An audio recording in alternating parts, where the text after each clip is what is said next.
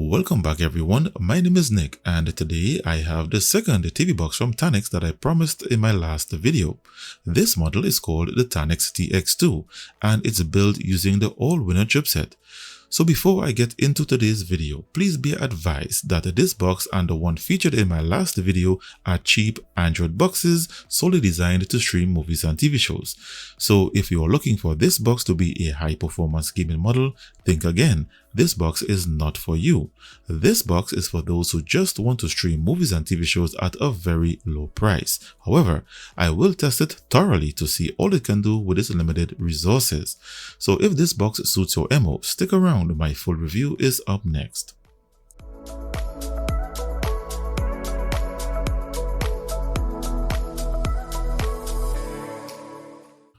Welcome back.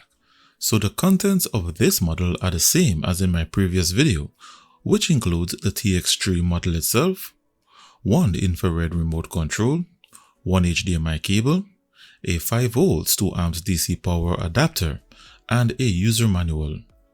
So it has a very minimalistic design with a plastic body featuring the Tanix logo at the top. It features one HDMI 2.1 port, one RJ45 non-gigabit LAN port, one AV port, its DC input power socket, two USB 2.0 ports, and a micro SD card reader. The front features only an LED power light, and its base has 4 hard plastic feet with lots of ventilation holes. The first boot up process, and only for the first boot up, you are presented with a first startup wizard before accessing the Alice UX interface. The interface in this model is no different from the one in my previous video, which features a left main panel with a pop-out recent apps bar. It does not have a navigation bar or status bar, and the bad news is any attempt to install an alternative one will not work. Unlike the W2A model, this firmware was built using the Android 12 tvOS version shown here under the About section. However, its Google Play Store is the mobile version, so I would assume this is a hybrid firmware. So before I proceed, in light of the recent findings of malware on Android boxes, I decided to research and start testing various methods to scan and detect malware. So after trying various applications, I decided to go with one of the best malware scanners for both PC and mobile devices called Bitdefender. Bitdefender requires permission to access the box's storage, and after just one scan, it detected that the TV Center application that came pre-installed is infected and listed it as malware. So I uninstalled the TV Center app, which is a custom version of Kodi, and installed the official version from the Google Play Store and ran the scan again, and the malware was no longer present. You can install Bitdefender Mobile Security directly from the Google Play Store, and it requires you to create an account. I strongly encourage anyone with technical knowledge or expertise in detecting malware at the firmware level to leave your recommendations in the comments or contact me directly at tvboxstop@gmail.com to assist me in effectively scanning these boxes for malware. Your assistance will be greatly appreciated. For firmware features, you actually get less features in this model compared to the one in my previous video. First off, you get 4K 2160p at 60Hz display resolution. It features HDR display with an HDR off option, always on, and an auto HDR option. This comes in handy for non-HDR TVs. It comes with a gaming mode switch. Under format selection, you can see and select which video decoders are available and unavailable. It has auto frame rate switching, mouse pointer cursor options, audio output options, audio pass-through, surround sound audio options, 54 various languages to choose from, screensaver and energy saver options, and Google Assistant feature. Missing from this firmware is built-in screen rotation, root switch, hardware monitor feature, and HDMI CEC options. Its system and hardware information has some disappointments. The manufacturer of this chipset is all-winner, and it comes with 2GB of DDR3 RAM and 16GB of internal storage. This model does not have Bluetooth support. Its CPU is the Allwinner H618 and it's a quad-core Cortex A53 model clocked at 1.5 GHz, configured in 32-bit mode. Its GPU is the ARM Mali G31 with OpenGL version 3.2 support. Its wireless adapter is a single-band 2.4 GHz Wi-Fi adapter and it does not support the 5 GHz band. Its Android 12 operating system is rooted. Its GPU has Vulkan support API version 1.1. Its idle operating temperature is around 67 degrees Celsius. And for audio and video decoders, it has decoders for the playback of 4K videos such as H.264, HEVC, and VP9 decoding. It does not have Dolby Vision or AV1 decoders, and for surround sound audio, there are no Dolby Atmos or DTS audio decoders in this list. I will test for them later in the video.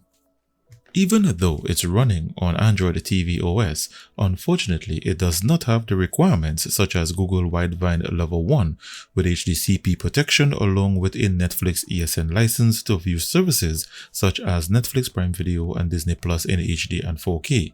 Here its DRM information shows that it does not have Widevine Level 1 with HDCP protection.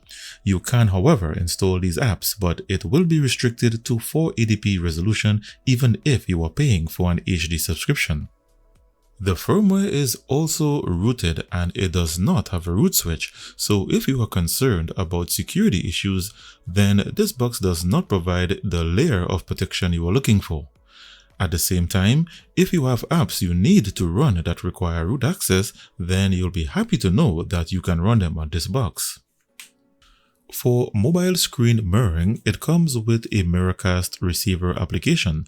This app is for Android mobile devices only, and it has the ability to cast your mobile devices in HD quality. However, it does not have the official Chromecast feature. Here is a demonstration of me casting my Android cell phone.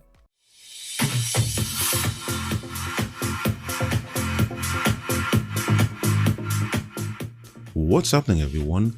Nick here from TV Box Stop, and on today's video, this projector is definitely a game changer. When I put it to the test with some 4K HDR videos, it could only process 4K HDR10 formats. This is a 4K HDR10 video and it handles this video without issues.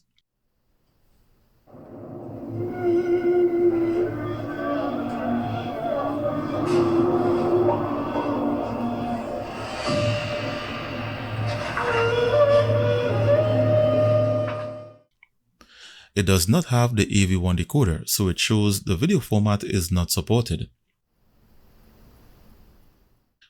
This is a Dolby Vision video with no surround sound audio formats, and it usually displays as HLG, but seeing that the box does not support HLG, it displays as HDR10.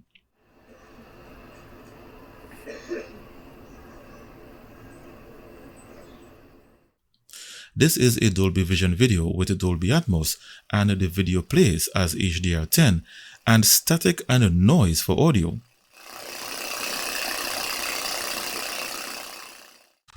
This is an HDR10 Plus video and it also produces a lot of noise even though the video plays. And this is an HLG video, but it displays as HDR10 with good audio.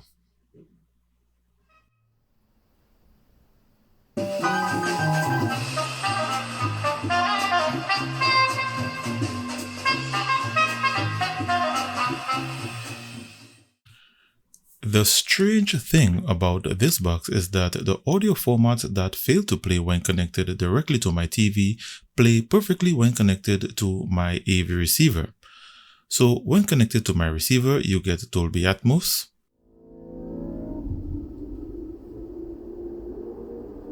This is Dolby Atmos, the world's first object-based cinematic audio.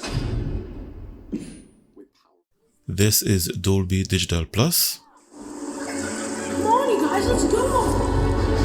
Or captures the full extent Do you want to know my secret? For DTS audio, you get DTS Classic or DTS Neural X.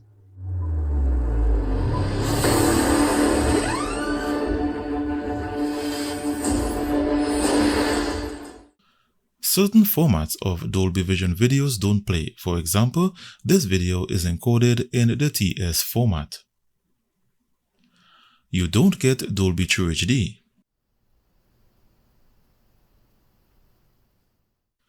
And DTS X videos are detected and played as DTS Classic or DTS Neural X.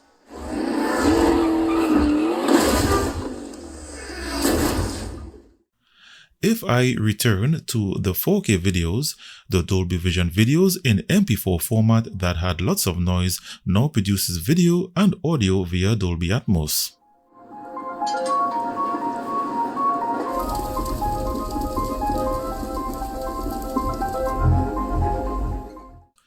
And the HDR10 Plus videos produces audio as Dolby Surround.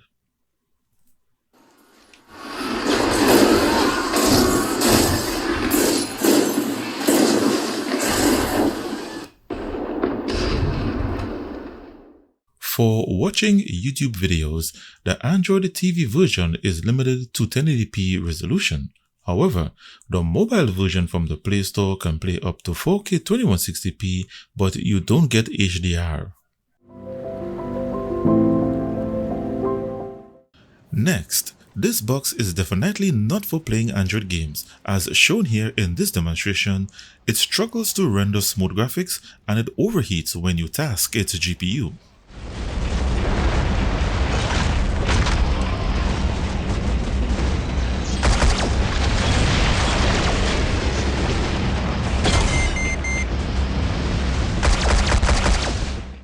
And now for some benchmarks.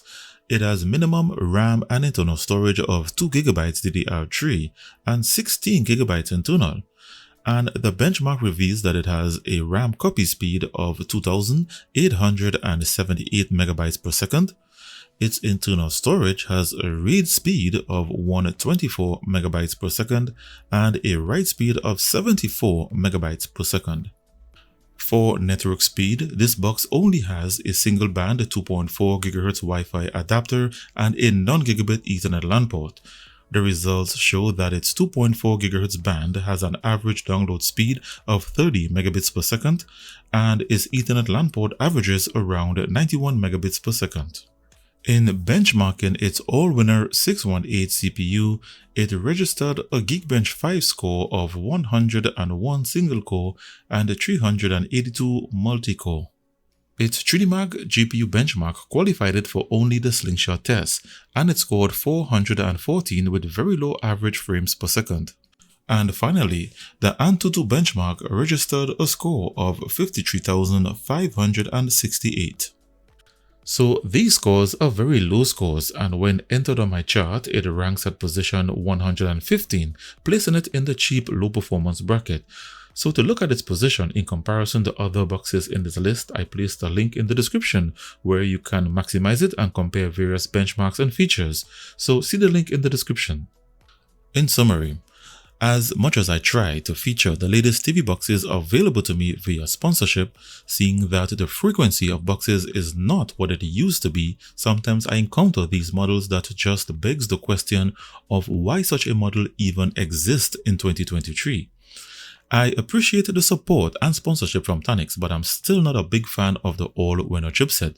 This box has too many cons and missing features such as no Bluetooth, no dual-band 5 GHz Wi-Fi, no USB 3.0 port, no gigabit LAN, etc. to be considered as a first choice when considering an Android box. Make no mistake, it's very cheap at around $24, but I just don't see the reason for this model. So that concludes today's review. If you are interested in this model, links to their website or AliExpress product page can be found in the description below. Thanks for watching. Give this video the thumbs up to show your support. If this is the first time viewing one of my videos, then I urge you to click the subscribe button and ring the notifications bell before leaving to be notified each time I release new videos or decide to do a giveaway.